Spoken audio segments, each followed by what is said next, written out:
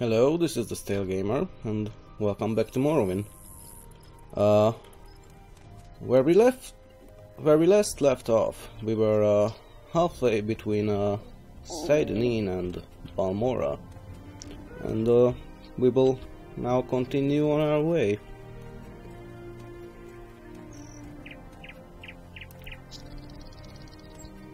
Speed it up a little. Actually, let us take a look at that sheet of directions that we've got. East of Seydonin, the road heads north. Yeah, we found that four-way intersection. Yeah, we are looking for a four-way intersection, and the road to Balmora turns left, northwest, and descends into Foyada Mamea. So that's where we are headed. This is not it. I don't think so. Anyway. But it's a cave of some sort.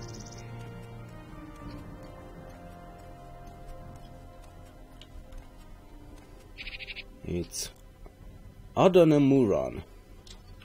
So let's check it out.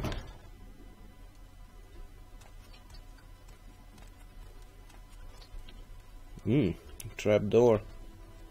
Luckily, I think I have a probe. Nice. I'm really surprised that I got that on first try, because my security is not very good. It's actually 10. So that's some luck on my part. Looks like an X-Hound who is stuck in the terrain.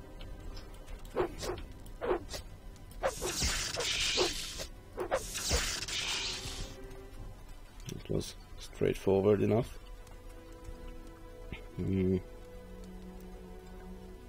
And I think I saw someone up there. Oh yes. Let's go and take her out. Oh, it's another trapdoor, so let's get that out of the way. There. Now we can kill her, maybe. Maybe not.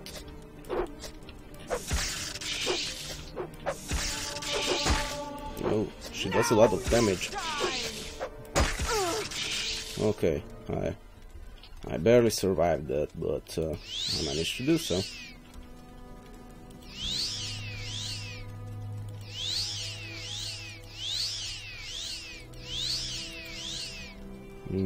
I healed myself up to about almost full health. That should be good enough for now. I don't need any of those. Another X-Hound.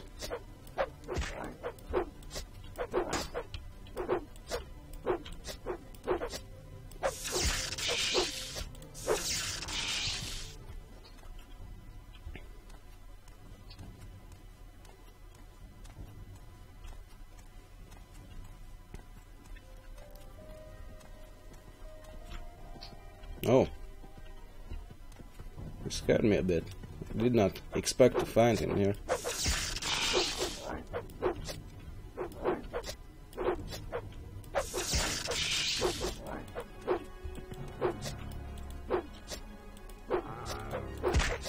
Okay. There we go.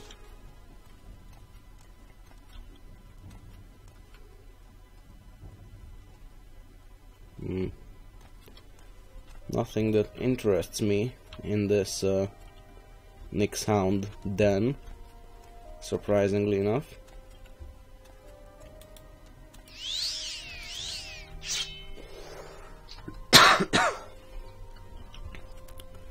Well, let's take a look in here.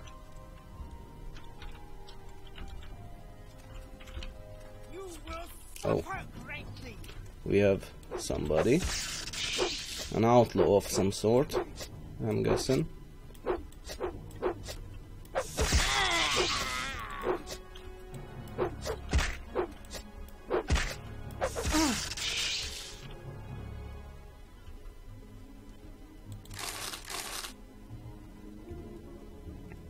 Nice. Fat loot. Let's take that. And I will wear that loot on my back. Since I'm a bard, it's the perfect accessory. It's very stylish too. Uh-oh. Ah. We almost did not survive that. That guy did a lot of damage.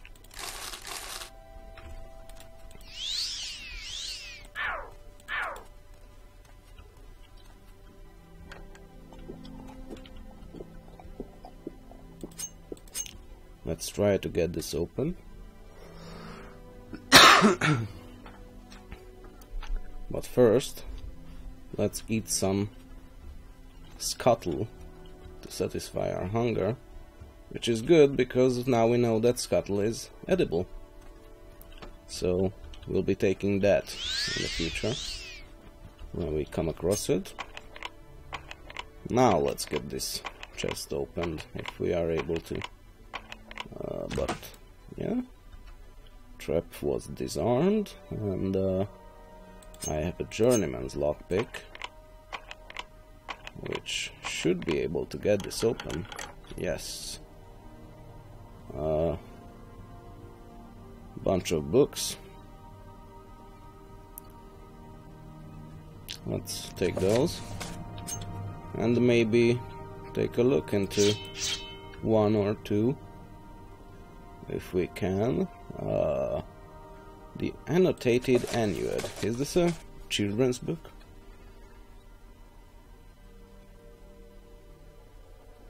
Oh, maybe it's not a children's book. The first ones were brothers Anu and Padome. They came into the void and time began. So I'm guessing this is a description of how the world came to be according to this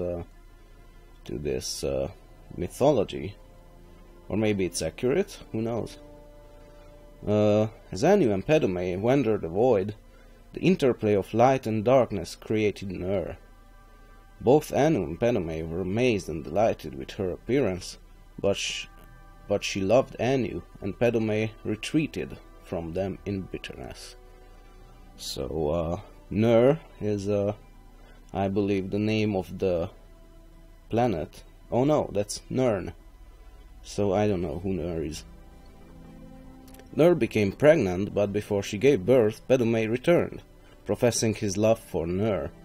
She told him that she loved only Anu, and Padome beat her in rage. Anu returned, fought Padome, and cast him outside time. Nur gave birth to creation, but died from her injuries soon after. Anu, grieving, hid himself in the sun and slept. Oh, I see.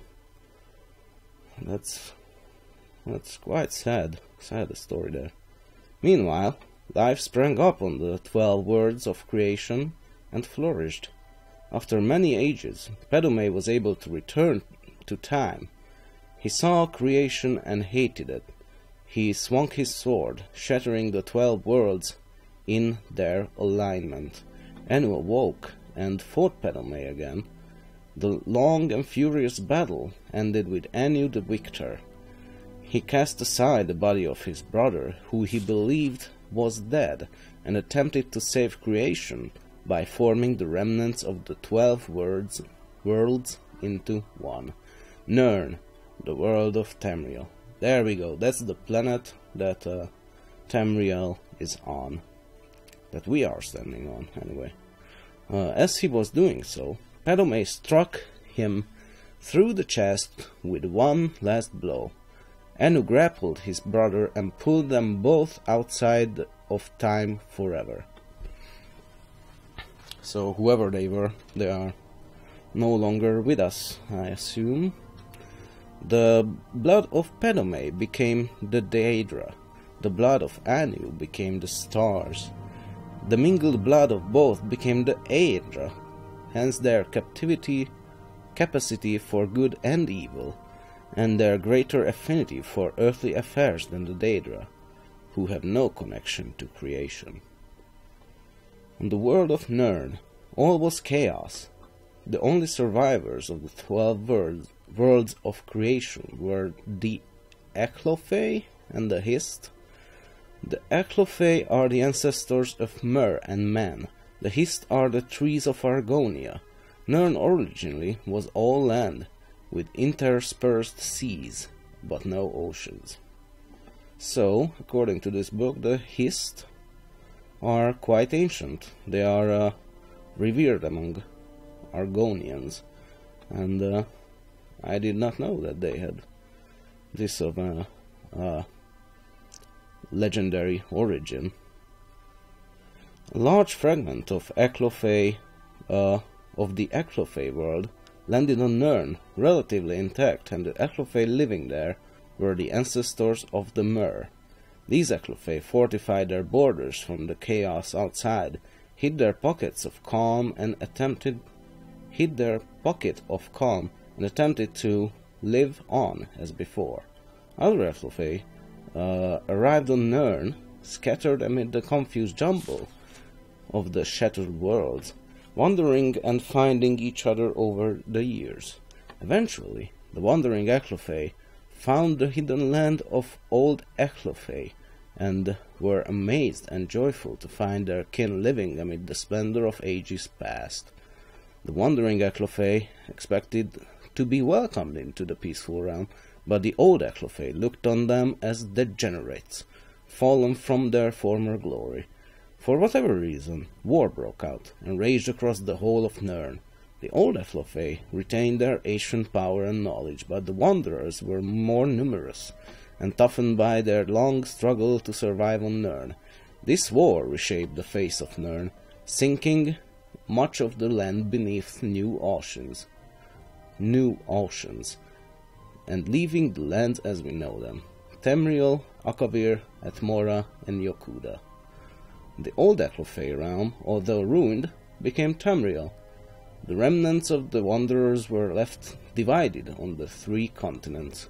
Over many years, the Eclophae of Tamriel became the Mer, elves, the Dwemer, the Deep Ones, sometimes called dwarves, the Chimer, the Changed Ones, who later became the Dunmer, the Dunmer, the Dark or Cursed Ones, the Dark Elves, the Bosmer, the Green or Forest Ones, the Wood Elves, the Altmer, the Elder or High Ones, the High Elves. On the other continents, the wandering Eclophae became the Men, the Nords of Atmora, the Red Guards of Yokuda, and the Tsaeski? I don't know how to pronounce that, of Akavir. The Hist were bystanders in the Eclophae war, but most of their realm was destroyed as the war passed over it. A small corner of it survived to become Black Marsh in Tamriel, but most of their realm was sunk beneath the sea. Eventually, men returned to Tamriel. The Nords were first colonizing the northern coast of Tamriel before recorded history, led by the legendary Isgramor. The 13th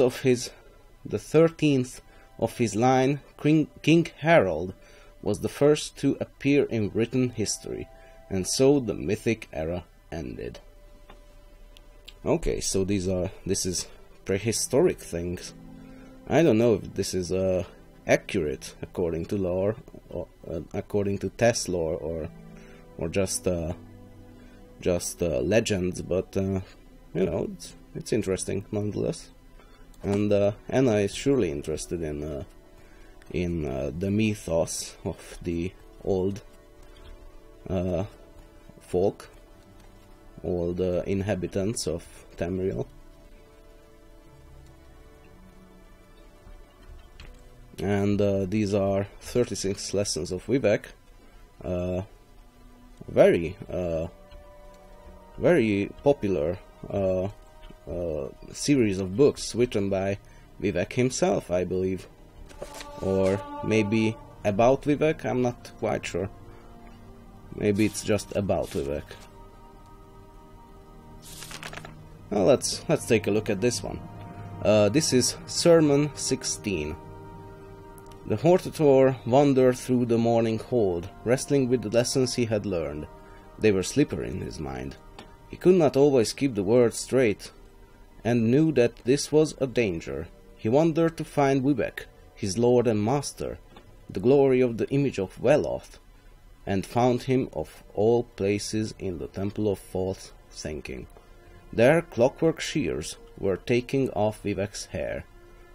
A beggar king had brought his loom and was making of the hair an incomplete map of adulthood and death. Nerevar said, "Why are you doing this, my lord?" Vivek said, "To make room for fire, for the fire." And the Hortator could see that Vivek was out of sorts, though not because of the impending new power to come. The golden warrior poet had been exercising his water face as well, learned from the draw before he was born. Oh man, this is tough. This is some tough text. Nerevar said, "Is this to keep you from the fire?" Vivek said, "It is so that I may see with truth. It and my place here at the altar of Phat home in the house of false thinking serve so that I may see beyond my own secrets. The water face cannot lie. It comes from the ocean, which is too busy to think, much less lie. Moving water resembles truth by its trembling." Nerevar said, "I am afraid to become slipshod in my thinking." Vivek said, "Reach heaven by violence then." So to quiet his mind, the Hortator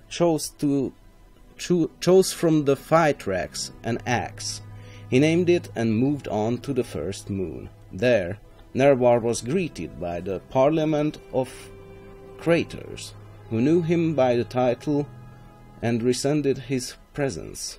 He knew him by title and resented his presence, for he was to be a ruling king of Earth, and this was the lunar realm. They shifted around him in a pattern of entrapment. "The moon does not recognize crowns or scepters," they said, nor the representatives of kingdoms below, lion or serpent or mathematician. We are the graves of those that have migrated and become ancient countries. We seek no queens or thrones. Your appearance is decidedly solar, which is to say, a library of stolen ideas. We are neither tear nor sorrow. Our revolution succeeded in the manner was written. You are the Hortator and unwelcome here.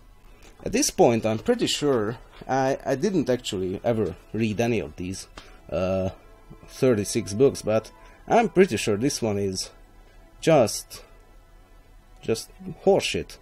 There is nothing of substance in here. But we're in this now, so let's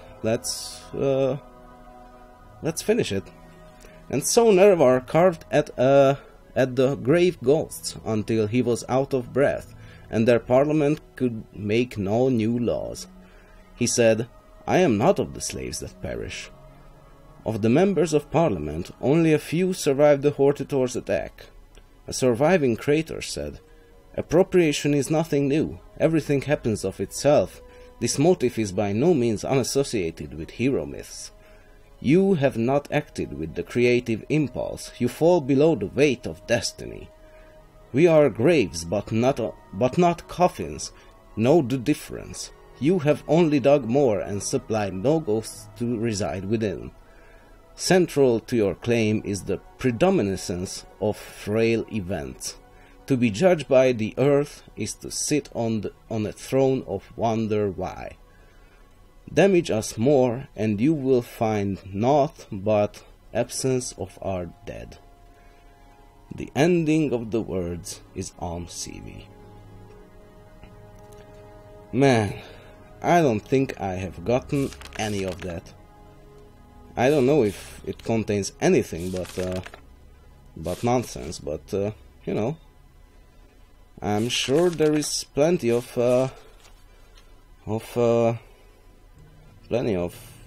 wisdom in there, perhaps. And Anna is actually a big fan of Vivek, who is the king of poets, so to speak, and Anna loves his work, or his legend anyway, and she has a lot of respect for Vivek and his faith, but this is not really to her liking. This is, maybe there is deep truth in it, but she doesn't see it. So let's move on then.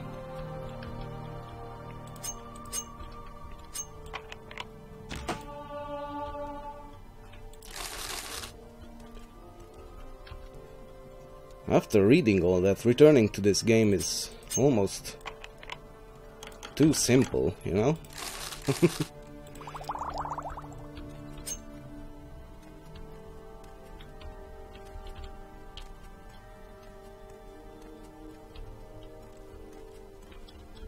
Here I understand everything. I just pick up a sword and swing it at things and they die. That's really quite simple in contrast to what we have just read. Case in point.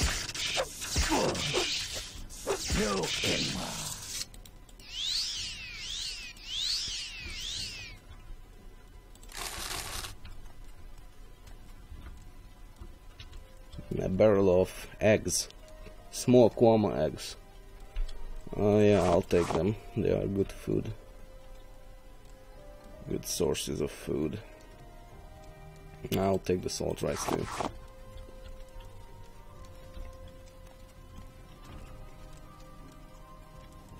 Lard. I don't need that.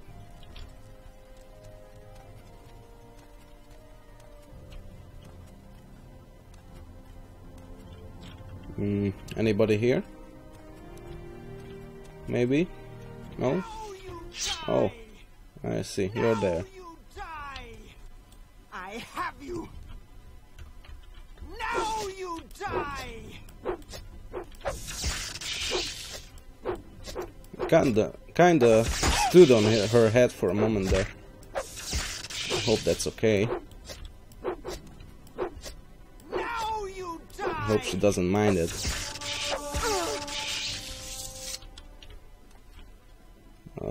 Large Kwama egg. No, that takes too much. It weighs too much.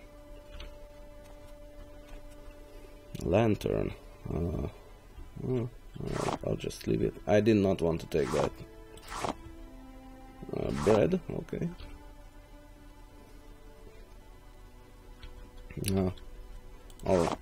I'll maybe sell that. I don't know. More gold.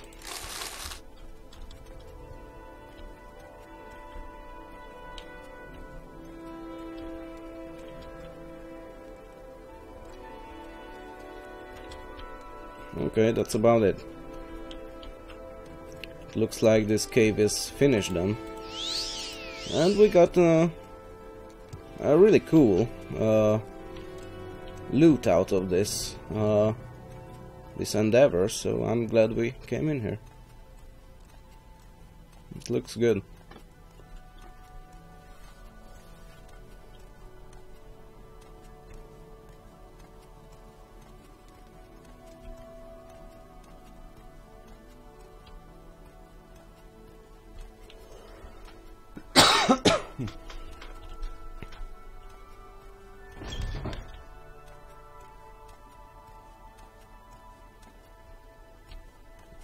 Okay, now we can move on and see if we can get to Balmora in this episode. Probably not, but let's try anyway.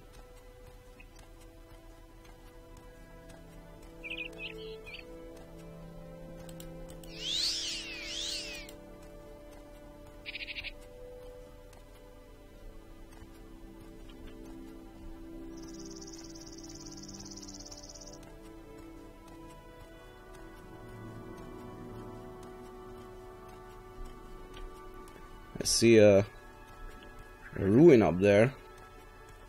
A Dwemer ruin by the looks of it. It's barely visible behind those trees. So we might be near to Balmora, if I'm not mistaken.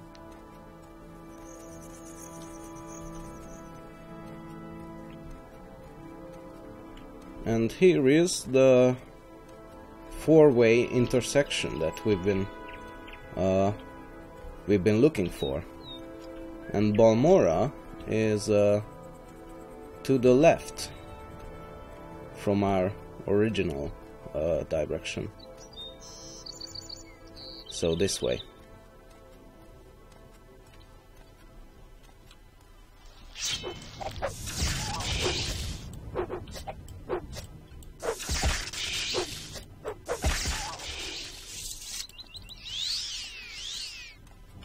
In fact, let's take a look at those directions again.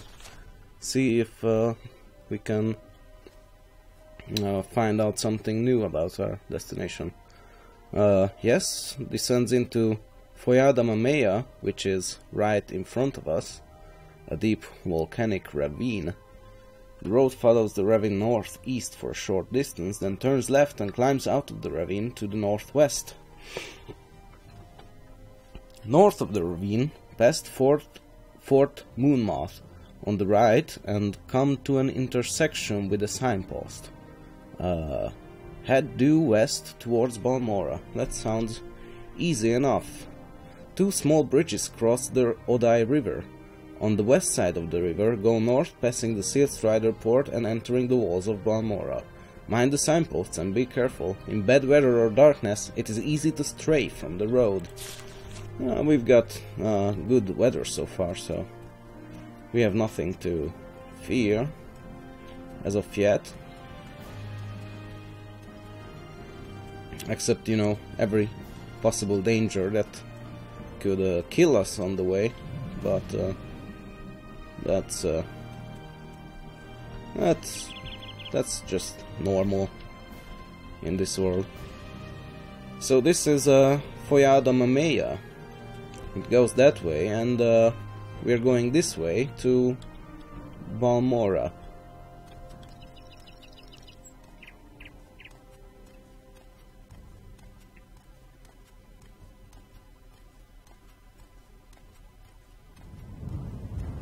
And here we turn left, and as the note said, we are passing Fort Moonmoth on our right, which is right here.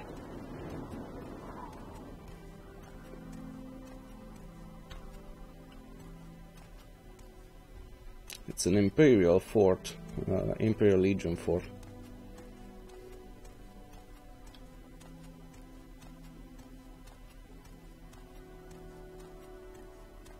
And this way is the Odai River and Balmora.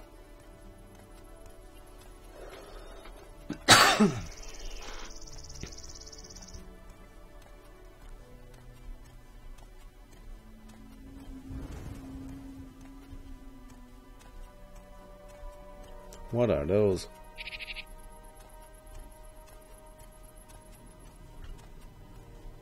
It looks like they are falling leaves.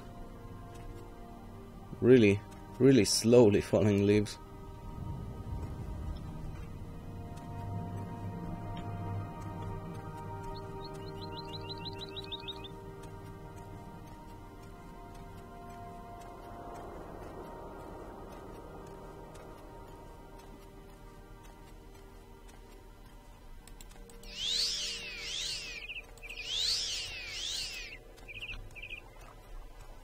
And we've reached the two bridges that go across the River Odai and lead into Balmora.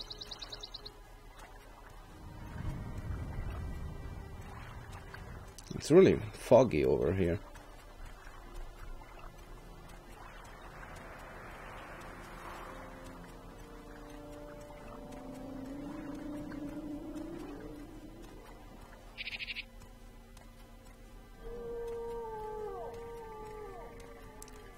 So, we have arrived at Balmora, and that's it for this episode. So, thank you for watching, and I'll see you in the next one.